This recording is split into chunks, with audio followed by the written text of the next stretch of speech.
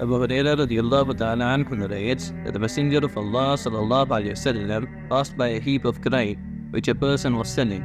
He inserted his finger in the heap and his fingers became wet. He asked, "O you who are selling this grain, what is this?" The man replied, "O Messenger of Allah, it got wet with the rain." He said, "Why then did you not place the wet portion on top so that people could see it? The person who deceives us is not of us." Mentioned by Muslim. Muaz ibn Anas al-Juhani radiallahu ta'ala anhu narrates that the Messenger of Allah sallallahu alayhi wasallam said, "The person who defends the honor and dignity of a believer from a hypocrite, Allah Jalla Jalaluhu shall send an angel to protect his body from the hellfire on the day of resurrection. The person who accuses a Muslim in order to disgrace him, Allah Jalla Jalaluhu shall confine him on the bridge of hell until he is cleansed of what he said, by being punished for it." Mentioned by Abu Dawud.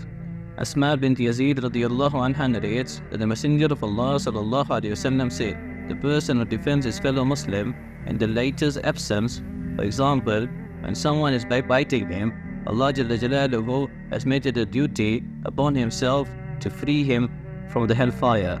Mentioned by Ahmad.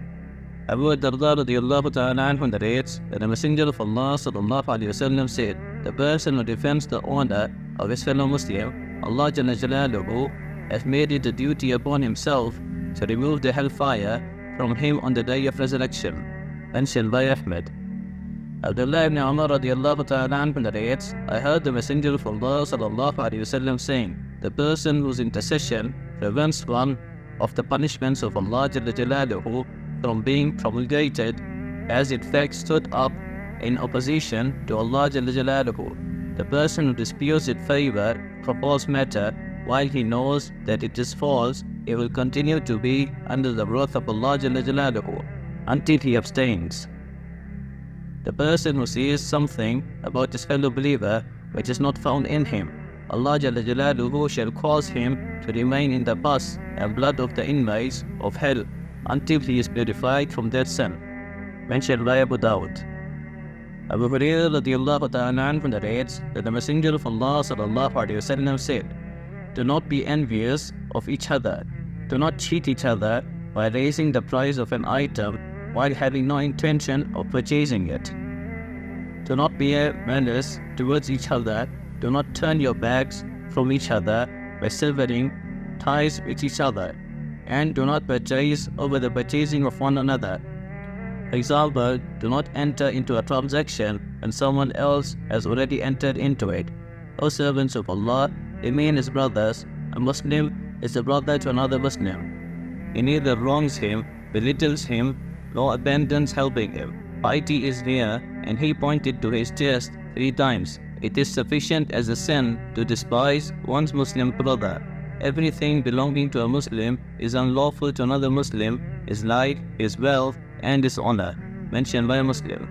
Note, the words piety is here means that piety which means the fear of Allah and concern for the accounting of these in the hereafter, something which is found in the heart.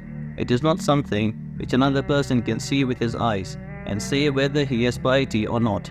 Therefore, a Muslim does not have the right to despise another Muslim. It may well be that the person who is despising possesses the quality of piety in his heart and holds an honorable position in the sight of Allah Jalla Jalaluhu. Abu Hurairah radiallahu ta'ala anhu narrates that the Messenger of Allah sallallahu alayhi wasallam said, "Beware of jealousy, for it devours good deeds just as fire devours wood." Or he said grass. Mentioned by Abu Dawud.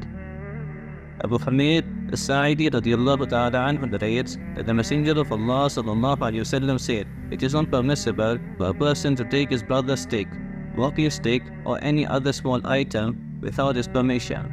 Mentioned by Ibn Hibban.